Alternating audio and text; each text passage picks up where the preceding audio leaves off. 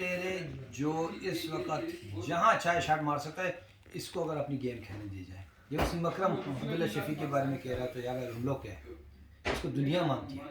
वही मैं कह रहा हूँ, अब्दुल्ला शफी देखो वनडे में अच्छी आप बैटिंग मुझे कर रहा है। बताएं कि ये क्या वजह है कि जब प्लेयर नया आता है उसकी बहुत अच्छी इवन बॉलर हो या बैट्समैन सिर्फ पाकिस्तानी, और बाद में उसकी गेम टोटली चेंज होती है, क्यों? उसको फ्रीडम नहीं देते उसको फ्रीडम खेलने नहीं देते यार देखो फ़खर जमान को मैं इसलिए कह रहा हूँ कि नीचे खेले, क्योंकि मिडिल में कौन आता है, या लेफ्ट आर्म स्पिनर आता है या लेग स्पिनर आता है, तो वो खेल सकता है।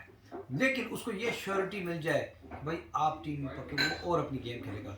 अब आ गई ये जो हो गया अपना सरदार फरहान एग्जांपल, देखो आपको 3 प्लेयर हैं, मैं एग्जांपल बताता हूँ कि आप 3 प्लेयरों का मुकाबला टीम के साथ किस तरह करें कि भाई अब तीनों ने परफॉर्मेंस देनी है। मेरे हिसाब से अगर कोई बता दे ये इफ्तिखार ने कब आपको मैच जिता के दीजिए, इफ्तिखार को हाइटर कहते हैं इफ्तिखार कौन सी हिट करता है, मैं आपको ये भी बता दूं इफ्तिखार सिर्फ उस सामने वाली शॉट मारता है यहाँ से या यहाँ से बस, बाकी इफ्तिखार का कट नहीं है, इफ्तिखार के पास कवर नहीं है, इफ्तिखार के पास स्वीप नहीं है। क्या इफ्तिखार के पास मुझे बता दो, क्या आपको कोई देगा इधर वाले? फिर ये कर सकते हैं कल के मैच में चाचू को निकाल के हसीबुल्लाह को मिडिल ऑर्डर में ट्राई करें भाई, वो कर सकते हैं बैटिंग। देखो इफ्तिखार कहाँ, देखो अच्छा T20 में वही प्लेयर कामयाब है जिसका एज भी बड़ा लगे, छोटी एज वाला भी कामयाब नहीं, बड़ी एज जो मारेगा ना वो पीछे जाएगी, लंबी दूर जाएगी। वाकई में क्या बताऊँ जबार भाई, चाचू ने कोई नहीं किया, हसीबुल्लाह और इनको चाहिए चांस। चाचू कितने मैचेस हो गए, चाचू को मैच दिखा दो जिसे जिताया। हालांकि सही बताऊँ ना, देखो हम सबको पता है कि शुएब मलिक टीम से बाहर है, लेकिन शुएब मलिक इससे कहीं बेहतर था। बेशक उसकी बॉडी स्लो हो गई थी उसकी पुल शोल का, लेकिन मेरे हिसाब से इफ्तिखार को कोई चांसेस मिले ऐसे जहाँ पे हमारी टीम को ज़रूरत थी, उसने फिर भी नहीं किया। तो क्यों? वो उसकी इतनी एबिलिटी है। चाचू की परफॉर्मेंस के ऊपर बात हो रही है, चाचू ने माशाल्लाह से तूने पी नहीं?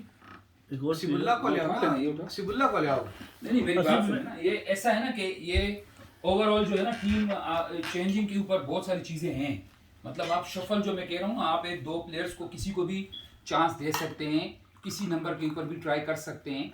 लेकिन हसीबुल्लाह अगर कंपैरिजन की जाए ना नियाज भाई, तो चाचू की कंपैरिजन हसीबुल्लाह के साथ कभी भी नहीं हो सकती, जहाँ तक मेरी अपनी वो है। हो सकता है मैं रॉन्ग भी हूँ, 100% मैं भी राइट नहीं हो सकता, लेकिन आप आजम खान, चाचू और इसके अलावा कौन से प्लेयर हैं बाकी? सबज़ादा फरहान, ये वो कैटेगरी नहीं है। सबज़ादा फरहान हो गया, हसीबुल्लाह हो गया, सैम अयूब हो गया, ये सारे ऊपर के प्लेयर है, ये नीचे के प्लेयर है ही नहीं।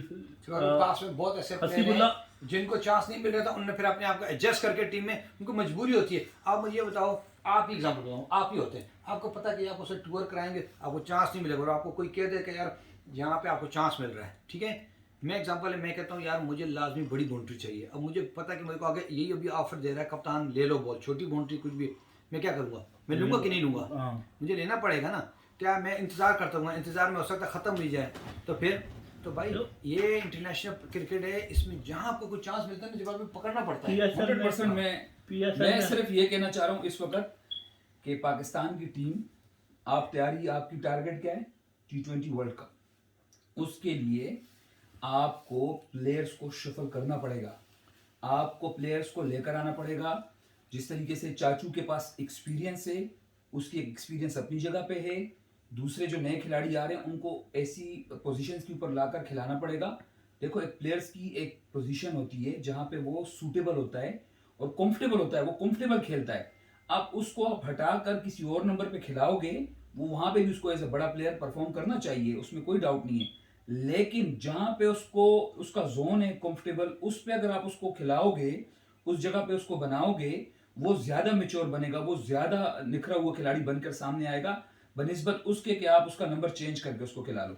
अभी बड़ी हिट्स के अंदर हमारे पास आजम खान है, उसको भी आपने देखा है 7 मैचेस के अंदर, 5 मैचेस के अंदर 7 रन टोटल बनाए हुए उसने।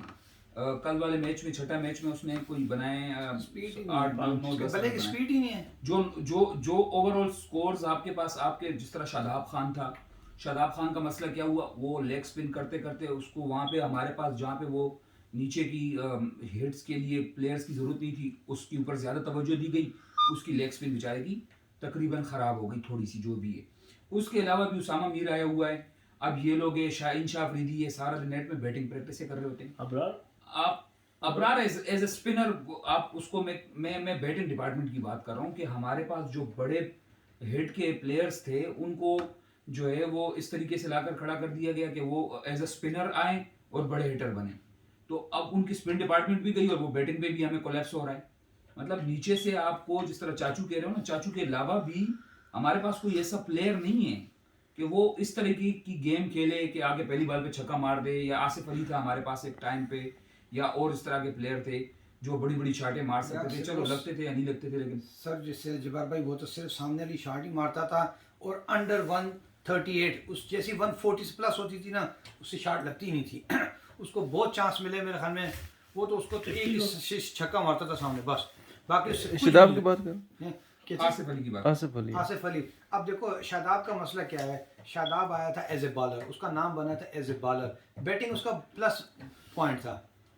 अब देखो आपको जहाँ पे 6 बैट्समैन कोई नहीं करेंगे ना T20 में, मैं T20 का हम आज बात कर रहे हैं। देखो T20 में बहुत कम ऐसा होता है कि ज़्यादातर हम जो जितने मैच अच्छे मैच जीते हैं ना या दुनिया, तो उसके 3 प्लेयर ही जिताते हैं, इससे ज़्यादा बैटिंग किसी की नहीं है, मतलब मेन बैटिंग करते हैं, बाकी तो साथ में आप चिप सारे कर लेते हैं। लेकिन मेन जिस तरह देखो हमारा यादगार मैच इंडिया से पहली बार वर्ल्ड कप में मैच जीते थे T20, हमारे 2 ओपनरों ने किया था। इस तरह इंडिया के भी बड़े बड़े मैचेस, इस तरह अगर वर्ल्ड कप का एक और मैच है वनडे का ही, लेकिन मैं उसको थोड़ा पीछे चले जाता हूँ, 96 का वर्ल्ड कप था, पाकिस्तान में हो रहा था, श्रीलंका का इंडिया ऑस्ट्रेलिया के साथ शायद मैच था हमें, हाँ। तो उसमें देखो 2 ओपनर जल्दी आउट हो गए थे, लेकिन वहाँ पे अर्जुन अटुंगा और डिसिल्वा ने इन बंदों ने बैटिंग करके मैच जिता दिया। कहने का ये मतलब है कि आप ये ना सोचे कि भाई मेरे लिए 8-9 वाला आके बैटिंग करेगा। ये एक सबसे बड़ी गलती हमारी कहाँ हुई है जवार भाई, हमने जहाँ पे हमाद वसीम को ज़ाया किया है। हमाद वसीम को अगर आज हमारे पास होता तो क्यों जी, उन्होंने जिस तरह बैटिंग इंप्रूव किया, उसकी बॉलिंग नेचुरल थी, ठीक है जी, वो एक स्पिनर, उसके गॉड गिफ्टेड स्पिनर था कि उसकी बॉल ड्रिफ्ट होती थी जिस तरह आती है, और वो हमारे लिए कामयाब था। तो बड़े बड़े मुश्किल टाइम पे हमारे लिए मैचेस खेले। अब आ जाते हैं शादाब पे वापस। सॉरी, शादाब प्रैक्टिस करता नहीं है वो जी। T20 हमारी प्लेयरों को बिगाड़ने की सबसे बड़ी वजह क्या है कि ये लीगें हैं, जब बहुत जल्दी उनको कप्तान बना लिया जाता है। जिस तरह मैं आपको एक मिसाल देता हूँ, कहते हैं चवानी की जेब होती है, उसमें जब अठानी आ जाए ना तो पतक पतक करती है। इनकी मिसाल ये है, ये जो प्लेयर है ना, इनको एकदम कप्तानियाँ मिल जाती है, अगर इनको थोड़ा टाइम लगे, रगड़ा खाया जाता है फर्स्ट क्लास मैचों में, जब आप लंबी बॉलें करते हो। देखे ना वो आपके मकसद बनते हैं। काट रहा हूँ, ये जो आपने बात बताई ना, ये बहुत इंपॉर्टेंट बात है, इसको आपने वाकई नोट करना है कि जो डोमेस्टिक के अंदर परफॉर्म करता है। अभी इफ्तिखार अहमद की ऊपर बात थी, उसी के ऊपर दोबारा आते हैं कि उसने एक वक्त में डोमेस्टिक के अंदर बड़ी अच्छी परफॉर्मेंस दी, उसको मेन टीम के अंदर नहीं लाया गया, बहुत कम चांसेस मिले उसको बनिस्बत बाकी प्लेयर्स के। इफ्तिखार अहमद वो प्लेयर था जिसको बहुत कम चांसेस मिले टीम के अंदर, लेकिन उसके बावजूद उसने बड़ी तगड़ी इनिंग खेली है, तभी वो टीम का हिस्सा है। इसके अलावा जितनी भी हमारे पास अभी क्रिकेट के अंदर अभी जो हमारी जो डिस्कशन हो रही है, उसके अंदर हमारे पास जो मेन डिस्कस की वो बात होनी चाहिए वो है आपके पास बॉलिंग की, स्पिन डिपार्टमेंट की। आपके पास स्पिन डिपार्टमेंट बिल्कुल भी नहीं है। कौन आपके डिपार्टमेंट में कौन सा ऐसा बॉलर है जो वाकई ओवरऑल बहुत तगड़ा बॉलर है, जिसको लेकर आना चाहिए? इब्रार अहमद है, वो बेचारा इंजरीज का शिकार हो गया। दूसरा, इसके अलावा बैटिंग के अंदर अभी आपके पास एक पूरी लॉट बन गई है माशाल्लाह से। आप बैटिंग के अंदर कभी कुछ थे ही नहीं, आज आपके पास बैटिंग इतनी बड़ी पड़ी हुई है। अब लेकिन जब्बार भाई मिडिल ऑर्डर में कौन सा बैट्समैन लग रहा है कि उसको होना चाहिए नंबर 4-5 पे, 2 बैट्समैन 5-6 पे T20 के अंदर बात और तो फास्ट T20 के अंदर देखो ना, T20 के अंदर आपके पास इस वक्त ऑप्शंस है, आपने उसको यूटिलाइज करना है प्रॉपर तरीके से कि किसको कहाँ पे रखें। इफ्तिखार को निकाल सकते हो, कोई मसला नहीं, मैं मतलब इससे वो नहीं करता हूँ, लेकिन आप देखो कि वहाँ पे कौन सूटेबल हो रहा है। आपके पास अभी एज कीपर आप देख रहे हो, आजम खान खेल रहा था, अब इस एक मैच में, कल वाले मैच में पता नहीं क्या होता है सेकंड T20 में, या इसके अलावा हमारे पास आगे क्या सिनेरियो बनता है। नंबर 4 पे जाके कौन खेल रहा है? ODI का बेस्ट बैट्समैन T20 के अंदर खेला हुआ आपका नंबर 4 पे खेल रहा है फखर जमान। वो बहुत बड़ा प्लेयर है, अगर उसको चांस, तो अभी आपके पास इतनी पोजीशन ही नहीं बन पा रही है कि आप साहबजादा फरहान जो आपका आ रहा है वो 100% ओपनिंग प्लेयर है, उसका नंबर 4 के ऊपर चांस ही नहीं बनता। और नंबर 5 लेकिन मैं 85 देखने में आया कि वो लंबी इनिंग्स खेलता है, रोटेशन अच्छी करता है। सो उसको वो ओपन जब तक उससे नहीं करवाओगे, वो ऐसे जितने भी उसने इनिंग खेली है ना, वो सारी ओपन में करता है। बंद कर ले शाहिद भाई।